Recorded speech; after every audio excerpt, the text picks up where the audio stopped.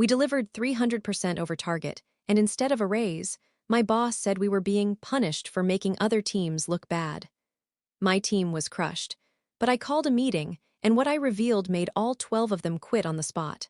The air in conference room 6B felt like wet concrete, thick, heavy, and impossible to breathe through. Marcus Lane clicked his pen once, twice, 3 times before saying the words that would detonate everything. So to summarize, your team hit 320% of target. Impressive, which is why we're reallocating your capacity to support other divisions. No bonuses, just more work. Silence. 12 faces stared at him, frozen. My team, my people, the ones who'd spent nights in the office, skipped birthdays, wrecked their health just to make the impossible happen. I heard my own voice before realizing I was speaking. Let me make sure I heard you right, Marcus. We over-delivered threefold. We saved the company $14.6 million in distribution costs, and our reward is… what? Twice the workload, same pay. Marcus smiled, that thin executive smile people wear when they know they're about to ruin you and don't care. His Rolex caught the fluorescent light. That's correct, Arya. Across the table, Faith, who'd missed her sister's wedding to fix a data pipeline, raised her hand like a student. Sir, we've been running 70-hour weeks. What exactly are we supposed to cut sleep? Efficiency, Marcus said smoothly, and perhaps fewer lattes. The room went dead quiet. Weston, my operations lead, pressed his palms flat on the table. With respect, this violates every performance policy we have. Standard protocol rewards overachievement. Marcus gave a tired sigh. Consider it an adjustment for team harmony. Your performance has created discomfort across other departments. We can't have that. Discomfort, Liv muttered, half laughing. You mean we're making them look bad? Exactly, Marcus said, voice cool as marble. Division harmony matters more than individual brilliance. No one spoke after that. I looked around 12 exhausted faces, each reflecting disbelief turning to defeat. Faith, Knox, Daphne, all of them realizing the truth. We weren't valued, we were a problem to be managed. Inside me, something cold and sharp clicked into place. I'd been loyal for 9 years, built this team from scratch, turned chaos into record-breaking performance. But in that moment, the loyalty burned out completely. I stood. Everyone, my office. Now, Marcus lifted an eyebrow. We're not done here, Arya. Oh, we are, I said quietly. You've made your position very clear. I need to speak with my team. We walked out like a funeral procession. No one said a word. Inside my small office, I locked the door and pulled the blinds. Ash, my analyst, looked broken. Is this where you give the speech about endurance? Because I don't think I can take another one. No, I said, leaning against my desk. This is where I tell you something that doesn't leave this room. 12 heads turned toward me. Every eye looked drained, hollow. 3 months ago, I began, someone contacted me. Not HR, not Marcus. Someone from higher up. The one person no one in this building dares to talk about, Evelyn Dre, the company's founder. That got their attention. I opened my desk drawer and pulled out a sealed black folder, the one I hadn't dared touch until today. What she told me, I said, changes everything you think you know about why this keeps happening here. And right then, the floor above us shook, a muffled thud echoing through the ceiling. Faith jumped. What was that? Weston's face paled. That sounded like Marcus's office. We froze. The faint wail of alarms started to ring in the distance. Lock the door again, I said quietly, staring up at the ceiling. Because whatever that was, this just got a lot bigger than unfair bonuses. To understand what happened that day, you have to know what kind of company I worked for. Vexen Dynamics, a logistics software firm in Denver that prided itself on innovation through pressure. That phrase was plastered everywhere, walls, emails, onboarding slides, like a prayer to burnout. I joined 9 years ago, a 24-year-old data analyst fresh out of grad school who thought hard work always paid off. I clawed my way up through layoffs, politics, and 3 reorgs until I became a division lead. My team wasn't just good, we were untouchable. We built the automation engine that cut national distribution delays by 60%. The results spoke for themselves, but somehow, every time we broke another record, someone up top found a reason to redistribute resources. By year 7, it was obvious. High performers didn't last. Either they burned out or got reassigned under middle managers who quietly killed every new idea. I never said anything until I met Evelyn Dre. She'd founded Vexen 30 years ago and retired after selling majority control to a private equity group.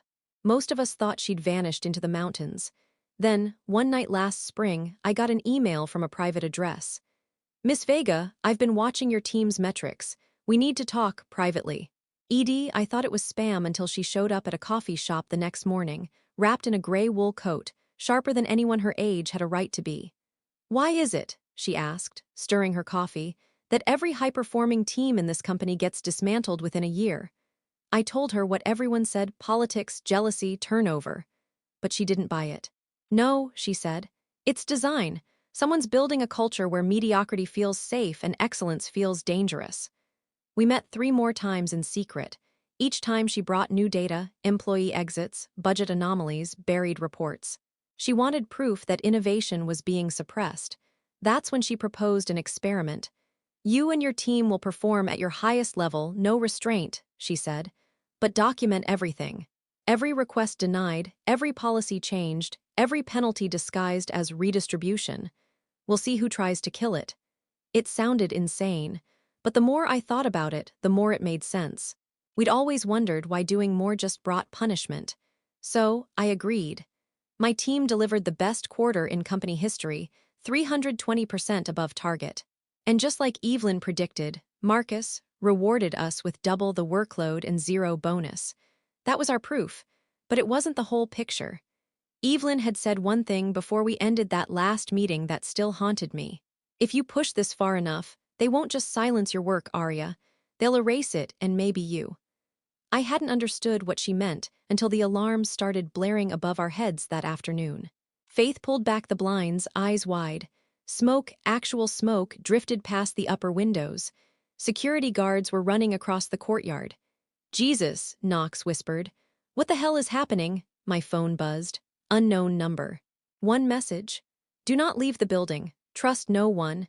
That was the exact moment I realized Evelyn Dre hadn't retired at all. She was watching, and whatever just went down in Marcus's office, she'd known it was coming. The fire alarms kept wailing, but no one was moving toward the exits. Security had locked down the stairwells, claiming a contained electrical issue. Contained, my ass. Through the glass door, I saw execs in suits hustling toward the elevators, whispering into phones. Marcus wasn't among them. Arya, what's happening? Liv asked, clutching her laptop like a lifeline. I don't know yet, I said, checking my phone. Evelyn's text replayed in my mind. Do not leave the building. Weston peeked into the hallway. Security's herding the upper floor staff toward the conference atrium. Not letting anyone from lower levels up. That's not fire protocol. Something was off. Then Faith, ever the data hawk, frowned at her monitor. Hey, our project metrics just went offline. What? Our access to the performance dashboard. Gone, every single record we submitted this quarter, deleted. That's when the panic hit. We'd been archiving everything for Evelyn's investigation. If those files vanished from the company servers, the experiment was dead. The proof gone. Okay, I said sharply, everyone plug in your backups. Local copies only. Weston, kill Wi-Fi access. No cloud syncs. For 10 minutes, the only sounds were frantic typing, clicking, muttered curses. Then the screen at my desk flickered, and Marcus's face appeared in a live internal broadcast. He was standing in front of the Vexen logo, voice tight but calm. Effective immediately, he said. Vexen Dynamics is undergoing an internal security audit. Certain data irregularities have been discovered involving Division 4, Miss Arya Vega's team. Until these discrepancies are resolved, all Division 4 projects are suspended. Please cooperate with IT and HR. Discrepancies, Weston shouted at the monitor. He's framing us. And then Marcus said the line that made the room collectively gasp. Miss Vega and her team have been temporarily restricted from system access, pending review of potential data manipulation and breach of proprietary metrics. Faith slammed her laptop shut. He's accusing us of fraud. That son of a, I bit the words back. He wasn't just trying to erase our work, he was rewriting history. That's when another message popped up on my phone, from Evelyn again. Conference atrium. Sublevel 2. 20 minutes. Bring no devices. I looked at the team. You trust me? Every head turned. Some nodded, some hesitated. Then leave your laptops here. Follow me. We moved through the quiet corridors like ghosts, dodging security checkpoints until we reached the basement access door. It was unmarked, electronic, restricted to executive clearance. Except the keypad blinked green the second I approached. "Evelyn's doing," Faith whispered. We descended into the sublevel, dimly lit, humming with old servers and cold air. The atrium wasn't an atrium at all. It was a narrow operations room lined with inactive monitors. And in the middle of it sat Evelyn Dre herself, cross-legged at a steel table, wearing black gloves and a look that could cut glass. "You're early," she said. "Good. Because we don't have much time." She slid a hard drive across the table toward me. "Everything you think Marcus deleted, I have it all." I stared at the drive. "How?" "Because," she said, standing, "I built this company's skeleton. And Marcus just tried to bury me in it." Before I could respond, a shadow appeared at the doorway. Marcus. And he wasn't alone. 2 security officers flanked him, hands on their holsters. "Well," he said, voice dripping with venom. "Looks like I was right about you after all, Arya. Corporate espionage, collusion with a retired executive. This just made my job very easy." The 2 security guards stepped forward, hands hovering over their belts. I felt my stomach twist into a hard knot. "Marcus," Evelyn said calmly, not even turning toward him. "You're trespassing," he laughed. "Trespassing. In my own company, please. You're the one who shouldn't be here, Evelyn. You don't even have board clearance anymore." She finally looked at him, eyes sharp, voice steady. "I founded this company. I still own 12% of its equity. And you, Marcus Lane, are about 5 minutes away from losing your job, your pension, and whatever dignity you still think you have." Marcus smirked. "Cute threat. But see, we already have what we need. We pulled all your secret communications, Arya. We know you've been feeding classified data to an outside entity. It traced the backups. You've been leaking performance analytics to an unauthorized email, hers." He pointed at Evelyn. My heart stopped. I'd used a private encrypted channel she gave me, under her initials, ED only she and I knew about it. "How the hell could you know that?" I asked. Marcus smiled wider. "Because Evelyn never really retired. She was removed, quietly, after the board discovered irregularities in her own financial reports." I turned toward Evelyn. "Is that true?" She didn't answer right away. Her silence stretched too long. Marcus pressed his advantage. "Oh, she didn't tell you. She was forced out 10 years ago for insider trading. Dumped company stock hours before a negative press release she wrote herself. The SEC investigation disappeared after she cut a deal with the board." My head spun. "You said you left because you wanted freedom." Evelyn's jaw tightened. "I said what you needed to hear." I took a step back. "You used us." Marcus looked delighted. "Oh, she didn't just use you, she set you up. You're the perfect scapegoat for another scandal." She knew the board would audit performance when results skyrocketed too fast. She needed a diversion, someone loyal, passionate, expendable. Faith whispered, "No, that can't be right." Evelyn finally looked at me. Her eyes weren't soft anymore. "You think I risked everything for sentiment. This company was stolen from me. You were leverage, Arya, brilliant leverage." It felt like the ground opened beneath me. Months of late nights, the secrecy, the trust, all twisted into something ugly. Marcus crossed his arms, satisfied. "So here's how this goes. You both come with us upstairs. The board will handle this quietly. If you cooperate, maybe I convince legal to spare your team." Behind him, Faith and Weston exchanged glances, the kind of look people share before they do something reckless. I caught their eyes and gave the faintest nod. Faith reached toward the wall, pretending to steady herself, but she wasn't. She was unplugging a hidden cable from the server rack Evelyn had pointed out earlier. Marcus turned too late. Every screen in the room flickered on at once: boardroom camera feeds, executive Slack messages, financial ledgers. A flood of live data burst across the monitors, exposing internal corruption in real time. Evelyn smiled faintly. "Oh, Marcus," she said, "you should have checked whose server this was." The guards froze, uncertain. Marcus's voice cracked. "What did you just do?" Evelyn leaned forward. "I just sent the last 10 years of your falsified reports to every member of the board." The power cut out. Darkness swallowed the room. And when the emergency lights kicked in, Evelyn was gone. The emergency lights flickered, bathing everything in red. Evelyn had vanished, just gone, like she'd melted into the dark. The guards scrambled to get their radios working, but even those were dead. Weston muttered, "She killed the power grid." Marcus spun toward me, his composure cracking. "You're in this too. Don't even think about leaving the building." "Watch me," I said. He lunged forward, but Faith stepped between us. "You should probably check your email, Marcus." "What?" "Your inbox," she said, almost smiling. He pulled out his phone, scrolled, and froze. His face turned the color of ash. "Your financial reports," Faith added softly. "The ones you falsified to cover bonus embezzlement." Evelyn had copies. "They're in every board member's inbox right now." The guards glanced at each other. One whispered, "Sir." Marcus's eyes darted between us, fury and panic battling for dominance. Then he did something I didn't expect. He ran, just bolted down the hall toward the stairwell. I didn't chase him. I turned to my team. "We need to move before it locks us down." Knox, our quiet security analyst, already had his laptop open. "They'll try to bury this under confidentiality breach," claim Evelyn fabricated the data. "We need to secure proof that she didn't." I nodded. "How?" Knox typed furiously. "We can't rely on internal servers.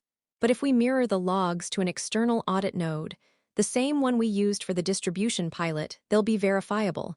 Time-stamped. Immutable," Weston frowned. "That's risky. That node's hosted off-site. Corporate will see the traffic." "They'll see it," I said, "but they won't stop it in time." The plan was simple, dangerous, and probably career suicide. We'd push every internal log Evelyn leaked to the off-site verification hub before Vexen could scrub it. That meant exposing ourselves as the ones forwarding the files, but it also meant proof. For 20 minutes, we worked in silence. Code lines, file hashes, authentication keys, it all blurred together. Faith handled the encryption, Knox rerouted traffic, Weston kept watch on security cameras. When the upload bar hit 100%, the system pinged with a sharp beep. "Done," Faith whispered. "It's live. Can't be altered now." Relief washed through me. Then my phone buzzed again. Unknown number. "Meet me where it all began, 1 hour, come alone." I stared at the message. Evelyn again. Somehow she was still in control, even after detonating the company's servers. "She's reaching out," I said. Knox frowned. "You can't go, it's a trap." "Maybe," I admitted, "but she has answers I need. About the setup, about the data, about why she really came back." Weston grabbed my arm. "Arya, you saw what she did. She used us. Whatever's next, she'll burn you too." I pulled free. "Then I'll burn her first." I left the building through the parking sublevel, where sprinklers hissed in the smoke. The city outside was black and wet, rain pouring down like it was washing the whole damn world clean. The address Evelyn sent led me to a shuttered co-working space downtown, the same place where we'd first met months ago. Inside, the lights were already on. And sitting in the corner, sipping tea like nothing had happened, was not Evelyn Dre. It was someone I hadn't seen in years, someone I thought had been fired long before I even joined the leadership track. "Hello, Arya," the woman said with a small, eerie smile. "You probably don't remember me. My name's Mara Dre, Evelyn's daughter." She set a folder on the table. "And it's time you learned what she was really doing with your team." Mara Dre smiled like someone who'd enjoyed the play from the cheap seats the whole time. The kind of smile that meant she'd already counted the cost and decided it was worth it. "You remember the first time you met Evelyn?" Mara asked, folding her hands. "You told me about the coffee shop. You told me how she asked you why high performers vanish. That was my mother's favorite opening line. She used it on everyone." I felt stupid for asking the obvious question, but the words came out anyway. "Where is Evelyn?" Mara's gaze sharpened. "She's gone, Arya, a stroke 6 months ago. She couldn't have sent you those messages." The room tipped, my pulse hammered. "Then who?" "Me," Mara said simply. "I'm the one who reached out. I'm the one who staged the experiment. I'm the one who leaked the backups to the board. And I'm the one who pulled the fire alarm above Marcus's office." Every muscle in my body clenched. "You set us up." She shrugged, as if explaining whether. "Set you up? No, I used you. There's a difference. You were useful because you were good. You believed in your work, and that made you credible. Evelyn believed the company was salvageable. I believed it was salvageable too, but I also knew the rot went deeper than one man. I needed a spectacle to force the board to choose. Fix it or be replaced. "You leaked our private backups," Faith whispered, horror dawning on her face. You made it look like we were colluding with a retired founder. I made it look like everything, Mara said, because I needed to clear the boardroom of people who would defend their stolen perks. Marcus was greedy. He'd been diverting bonuses and manipulating metrics for years. Expose him and the rest panic. They'll make mistakes, they'll point fingers, they'll show their true colors. You lied to us, Weston said, his voice fractured. You let them accuse us of fraud, you let them lock us out.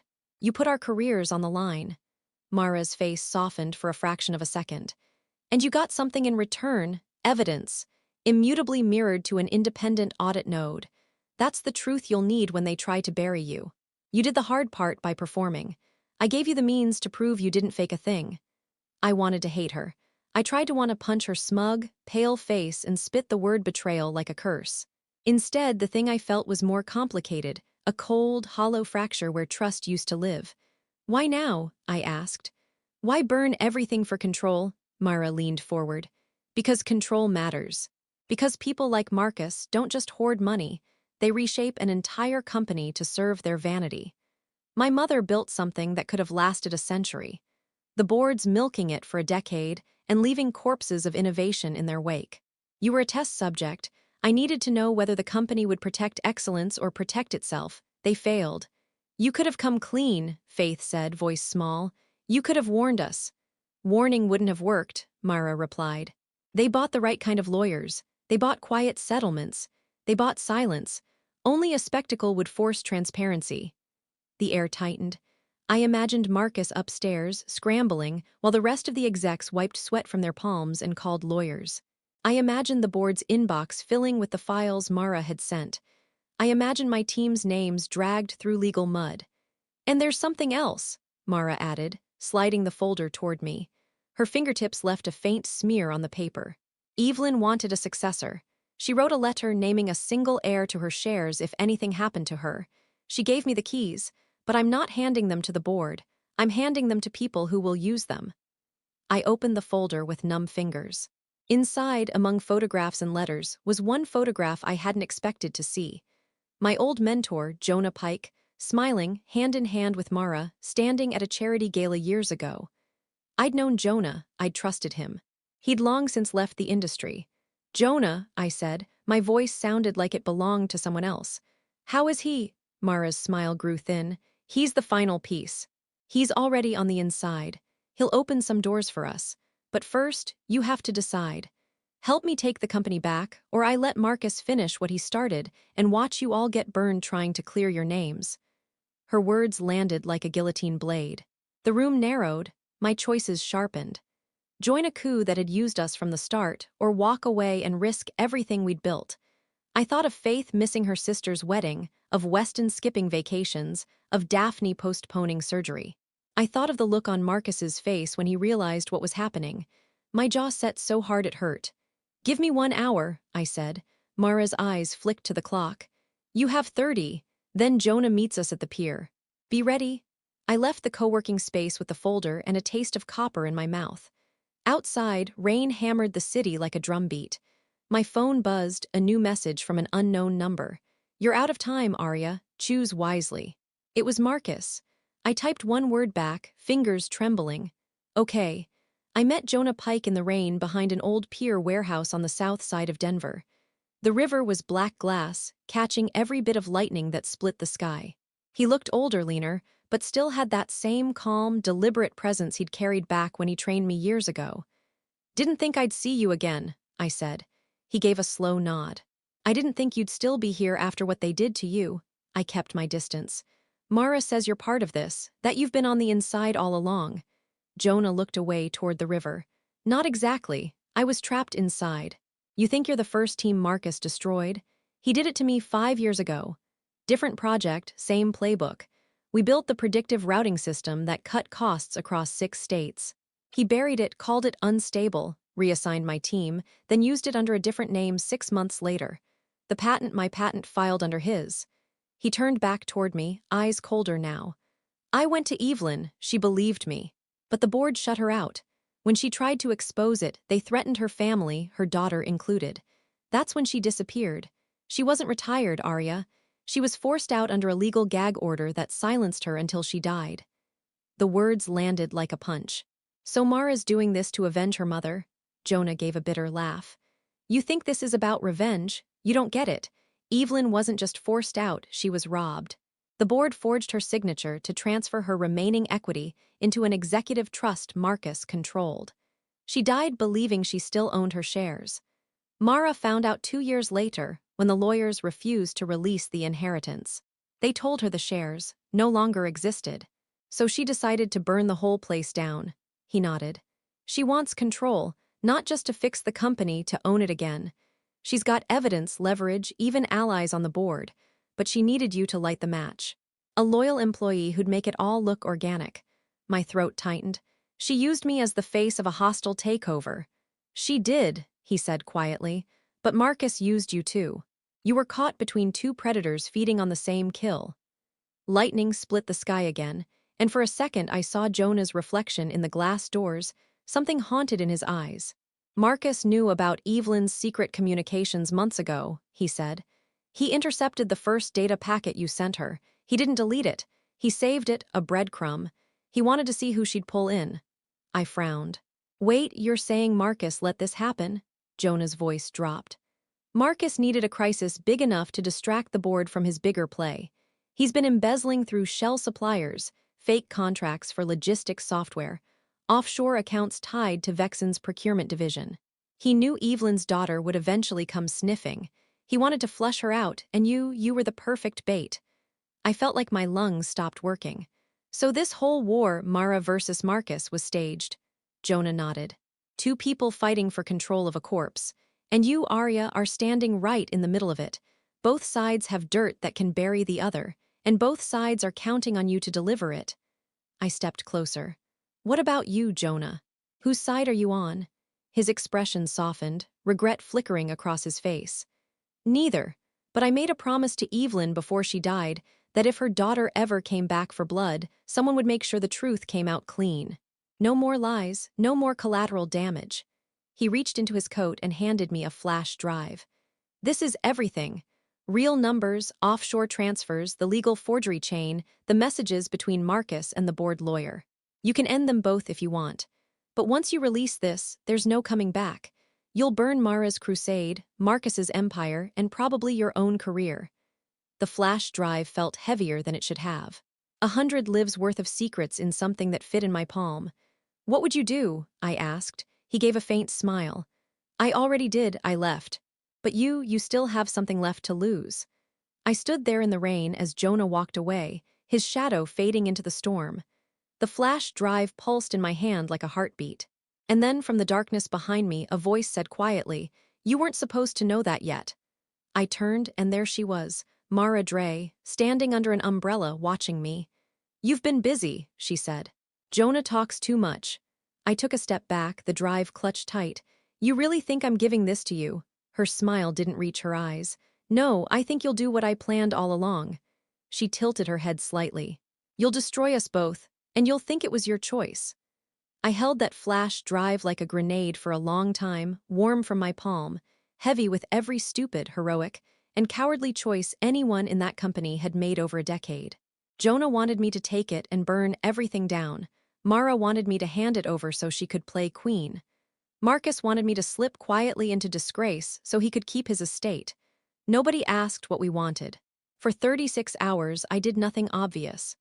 I sat in the back booth of a diner and let the city rain tattoo the windows while my team texted status updates. Clients who wanted meetings, lawyers calling with conditional offers, vendors asking for clarity. My phone blew up with threats and flattery in equal measure. I slept 3 hours, then I acted. First, transparency. I sent encrypted copies of the drive to 3 places that couldn't be bought off, intimidated, or easily discredited. A reputable investigative journalist at the Denver Ledger, an independent forensic accounting firm with SEC contacts, and an outside legal counsel who specialized in corporate whistleblower actions. I didn't give the files to Mara. I didn't make deals with Jonah. I put the evidence where it would stand up under scrutiny and where Marcus couldn't bury it with company lawyers and threats. Second, leverage. I called every client I'd worked for in 8 years and told them one simple thing: I will not solicit you, but you deserve the truth. I told them exactly what had happened, not vengeful spin, just cold facts backed by documents and hashes and timestamps they could verify. They listened. More than half of the major clients scheduled meetings with us before the Ledger published its story. Professionals hate being lied to more than they hate leaving comfort. Results matter. Third, contingency. We'd been careful. Every one of my teammates had copies of project work, hashed and mirrored to that off-site, Node Knox setup. Faith had threaded metadata the forensic team would love. We could prove what we did, when we did it, and how the company records were altered. That meant the board couldn't credibly claim we'd fabricated outcomes. They could try, but to win you need both smoke and an audience. And by noon, the audience had lawyers, regulators, and clients. At 3:12 p.m., the Denver Ledger went live. The headline ate the internet. Vexen Dynamics, internal audit uncovers years of falsified reports and executive embezzlement. Marcus's name ran in the subhead. The story had quotes from the forensic firm, emails Mara had sent, the forged transfer chain Jonah had unearthed, and the mirrored logs proving our work. The board issued a statement promising an independent investigation. The SEC opened a preliminary inquiry. Marcus was placed on administrative leave within 6 hours, escorted out with a security badge clipped to his belt, and legal counsel whispering into his ear like a desperate man. Mara called me that night. Her voice was thin. "You were supposed to be on my side." "You used us," I said. "You lit fires you didn't plan to control." "It was necessary," she hissed. "For whom?" I asked. "You wanted to own the company. You wanted to take it by force. I wanted to be able to keep building without being erased every time we succeeded. We did the same thing a different way." In the weeks that followed, the company bled executives like bad appendages being cut away. Marcus's shell companies were audited. The board splintered. Jonah's evidence forced resignations. Mara, she filed suit against the board for the forgery. Her methods were criminal enough to draw a separate inquiry. She lost the narrative when her arson and alarm triggering were traced back through cell towers and utility logs. She tried to make herself martyr. Instead, she became the reckless architect of a mess she hadn't thought through. We didn't celebrate with champagne. That felt tasteless. Instead, we rented a small office, signed our equity agreements, and made a list of everything the old company hated: speed, transparency, respect for work life, real incentives. Tegan's name showed up quietly on an investor call. Jonah invested his remaining savings. The first 2 clients we landed were the ones who'd asked to meet before the article even hit. By month 3, we had a pipeline and a product roadmap that actually reflected the people who built it. There was legal fallout. There were sleepless nights fighting subpoenas and deposition prep. There were moments when I wondered if I'd traded being crushed by one machine for being hunted by 2. But every time I looked over at Faith laughing at a terrible joke, or Weston taking a day off without guilt, or Daphne booking her postponed surgery, I knew we'd done the right thing. People always ask what revenge felt like. It wasn't a cinematic explosion or a humiliating public takedown with confetti. It was methodical, painful, and boring. Paperwork filed, emails timestamped, client meetings kept, trust rebuilt. Marcus lost his empire because he'd thought short. Mara lost hers because she'd thought selfish. We gained something I'd never been able to buy in that office building: control of our work, and the right to keep doing it without fear. The last thing I did before the first investor call was walk past the old glass tower downtown, where Vexen's logo still gleamed like a cheap promise. I paused, pulled out my phone, and snapped a photo of the reflection, the rain-slicked letters crooked in the puddle. I texted my team, "New office Wednesday. Bring yourselves. And maybe spare the stubborn loyalty for people who deserve it." They replied with a string of heart emojis and 3 swear words. I smiled. Sometimes the best revenge isn't burning down the thing that hurt you. It's building something the arsonists would never recognize. And when they ask where you went, you tell them the truth. We left to make a place that didn't punish being good. Kicker line? Fine. I'll give you one. If someone ever tells you excellence makes people uncomfortable, remind them that discomfort is the polite version of fear, and I'm tired of being polite.